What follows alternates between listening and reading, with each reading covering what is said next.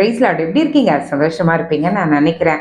இந்த நாள்ல ஆண்டவர் கொடுக்கிற ஒரு வார்த்தைக்கு நேரா போகலாம். சமாதானத்தை குறித்து பார்த்து கொண்டிருக்கோம். அதற்கு ஆதாரமாய் ஒரு வார்த்தையை வாசிக்கலாமா? சங்கீதம் 119வது அதிகாரத்தின் 165ஆம் வசனம். உம்முடைய வேதத்தை நேசிக்கிறவர்களுக்கு மிகுந்த சமாதானம் உண்டு, அவர்களுக்கு இடரல் இல்லை.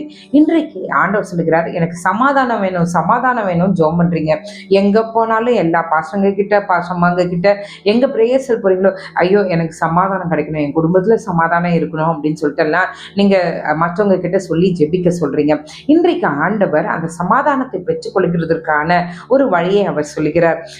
தாவீது எழுதுகிறார், உம்முடைய வேதத்தை நேசிக்கிறவர்களுக்கு மிகுந்த சமாதானம் உண்டு, அவர்களுக்கு இடரல் இல்லை. இன்றைக்கு ஆண்டவருடைய வேதத்தை நேசிக்கிறவர்களுக்கு சமாதானமா?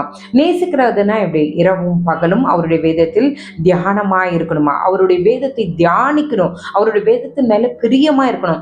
இப்போ எப்படி சொல்லலாம்னா, ஏதாவது ஒரு பிரச்சனைன்னு வச்சுக்கோங்களேன், அந்த பிரச்சனை ஐயோ இதுக்கு என்ன ரெமிடி சொல்லிட்டு மற்றவங்க கிட்ட நம்ம சம்பாதிக்கிறத காட்டிலும் என் கர்த்தர் என்ன சொல்றாரு, என் கர்த்தர் இந்த பிரச்சனையின் வழியா அவர் என்ன சொல்ல விரும்புகிறார் என்று அவருடைய வார்த்தையை தேடி அந்த வேதத்திலே வாசிக்கும் போது அதற்கான பதிலை கர்த்தர் கொடுக்கிறத நீங்க பார்க்க முடியும்.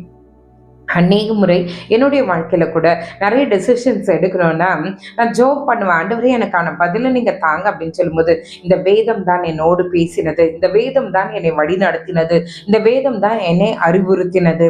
இன்றைக்கு ஆண்டவர் இதை பார்த்து கொண்டிருக்கிற நம்ம எல்லாரையும் பார்த்து சொல்லுகிறார், நம்ம அவருடைய வேதத்துல நேசமா இருக்கும்போது நமக்குள்ள மிகுந்த சமாதானம் உண்டாயிருக்குமா? மிகுந்த சமாதானம் உண்டாயிருக்கும் என்று ஆண்டவர் சொல்லுகிறார். இன்றைக்கு அந்த சமாதானம் வேண்டுமானால் நீங்களும் நானும் வேதத்தை நேசிப்போம்.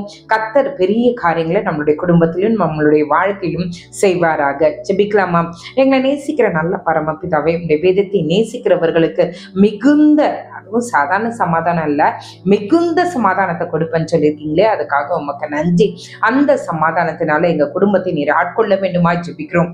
இந்த வருடம் தொடங்கும் போது அநேக பொருத்தனைகளை பண்றாங்க. ஒரு நாளைக்கு இத்தனை அதிகாரம், ஒரு நாளைக்கு இத்தனை வசனங்கள் அப்படின்னு நான் மனப்பாடம் பண்ணுவேன், இந்த அதிகாரங்களை வாசிப்பேன் அப்படின்னு எல்லாம் பொருத்தனை பண்ணாங்க ஆண்டவரே. ஆனா நாட்கள் நகர்ந்து கொண்டிருக்கிறதுனால எல்லாவற்றையும் அவங்க மறந்து பழைய வாழ்க்கையை தான் வாழ்ந்துட்டு இருக்காங்க. இன்றைக்கு நீர் எங்களோடு ஆண்டவரே பிரத்யட்சமாய் பேசினதுக்காக உமக்கு நன்றி. உடைய வேதத்தை மிகுந்த ஆண்டவரே நேசத்தோடு நாங்கள் வாசிக்க கிருபை செய்யுங்க ஆண்டவரே. சாதாரணமாய் வாசிக்கிறதுக்கும் நேசமாய் வாசிக்கிறதுக்கும் வித்தியாசங்கள் உண்டு அப்பா. அந்த நேசத்தை எங்களுடைய இருதயத்துல ஊற்றுவீராக. அந்த வேதத்தை பிரியமாய் நாங்கள் வாசிக்க கிருபை செய்யுங்க. என் நேசர் எங்களுக்காக என்ன எழுதி வைத்திருக்கிறீர் என்ற ஒரு பெரிய ஆவலோடு எதிர்பார்ப்போடு வேதத்தை வாசிக்க கிருபை செய்யுங்க. எங்களுடைய காரியங்களுக்கான பதில கர்த்தராவே நீர் இந்த வசனத்தின் மூலமாய் பேச வேண்டுமா நாங்கள் ஜெபிக்கிறோம். நீரே காத்துக்கொள்ளும் வழிநடத்தும். இந்த இரவுல ஆண்டவரே நீர் ஆண்டவரே பெரிய மாற்றங்களை குடும்பத்துல நீங்க கட்டளையிட போறீங்களே, அதுக்காக உமக்கு நன்றி. காலை எழுந்து உங்க நாமத்தை மகிமைப்படுத்த கிருபை செய்யுங்க. மீட்பர் இயேசுவின் மூலம் ஜெபம் கேளும் நல்ல பரமபிதாவே. ஆமென், ஆமென், ஆமென். God bless you.